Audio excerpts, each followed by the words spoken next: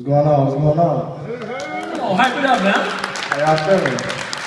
So maybe what I need to do, is always mention the team that you guys play for, but I'm like, you know what? I think that these great athletes make the teams what they are. So I like for you to just get to know them, not because they're playing on the Raiders or the 49ers, just because they're great people. So that's why I don't mention the teams when you come out, but maybe I need to. But Mr. Fuller,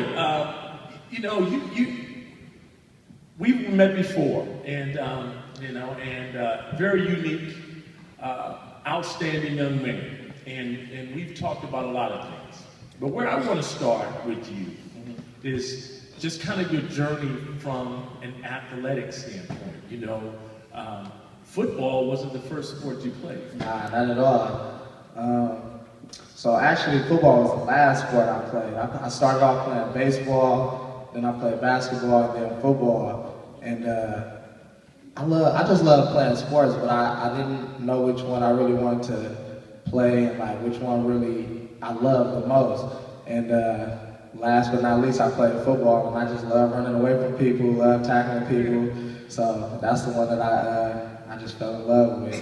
But you know what, it's funny, he said something backstage to me. He said that he was about 7, 8 years old, and he was at an event like this. And it inspired you. What happened? Definitely. I was at a basketball camp, and I just remember, it was Glenn Graham. He was a basketball player. He was before my time, so I know he before a lot of your time. But he came out and he was talking to us just about our future. Basketball and different things to, just encourage us about going to school and staying focused and whatnot. And he brought some of his friends that were also, professional basketball players. And I just remember being in your spot, just sitting there like, man, I want to be able to do that one day. Like, I want to be able to, I want to be a professional athlete. I want to be able to, talk to youth and just be in a position where I can help others. So, that's why it's such a blessing right now to be here right now in front of you guys, because, it's not easy. The road is not easy to get to where you want to go, and, but you got to stay focused. You got to, be in a mindset of knowing and believing, because sometimes you're going to be the only person that believes in you, and that's just real. You're going to be the only person that's going to really know that you can do it, So that's my main thing, is just knowing and keeping that faith amongst yourself. Now you homegrown, right? I'm from Richmond, California. You know where Richmond at? Hey, I see you. Yeah, you're homegrown. You went to Berkeley High School, right? Yeah. I went to Berkeley High School. But you had a unique journey from there. How did you get to your Division I scholarship? Right. So from Berkeley High. My senior year in high school was my first year playing defensive back. And I had no looks out of high school, like none. No colleges. I got accepted into college off of academics, but as far as scholarship, I didn't have none. And that was my goal. I didn't want my parents, my mom to pay for school at all. And that's what you guys should be working hard for, because it's not cheap.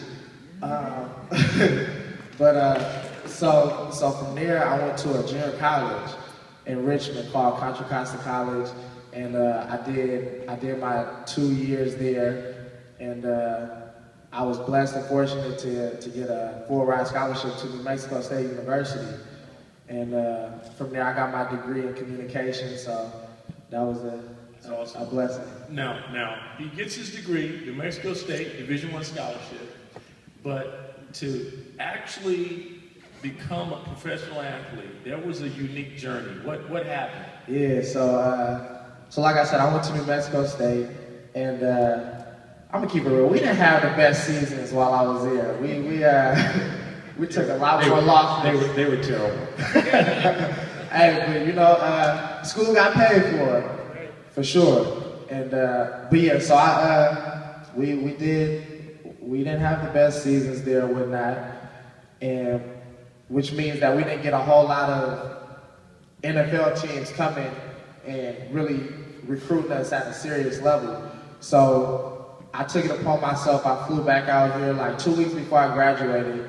I flew back out to California, and I went to the 49ers local day workout. And that's pretty much for all the locals that are from the Bay Area. They do a camp for them to come out and work out and showcase their talents.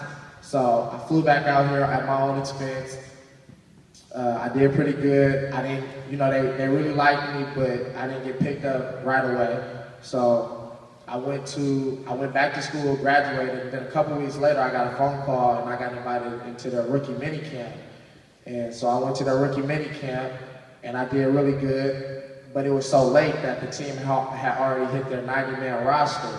So I was like, man, I'm so close, but I'm just not there yet. So, in the meanwhile, the season had started, week 1, week 2, week 3, and I got a job, and I was working at an elementary school, working with kids at Needham Elementary in Richmond.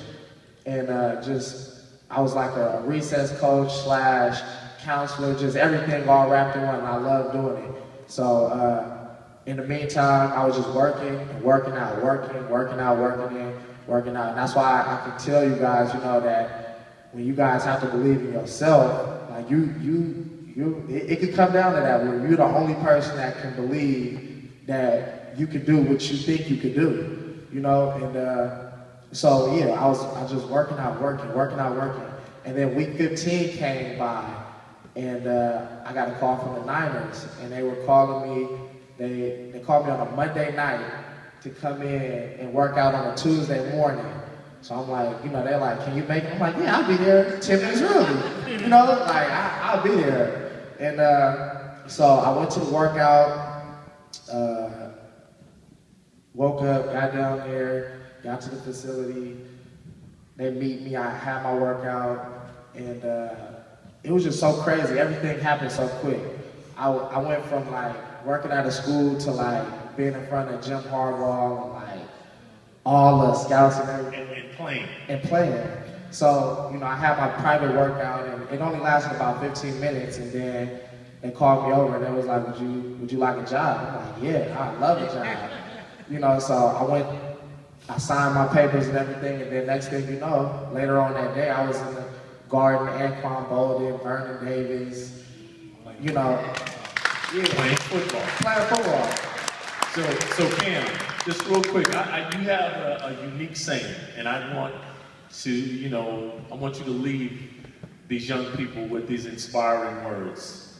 Would you mind telling me? Right, yeah. So I just want, if you guys leave with nothing else, just know that regardless of whatever goes on in your life, things are, life is not always going to present you the best situations.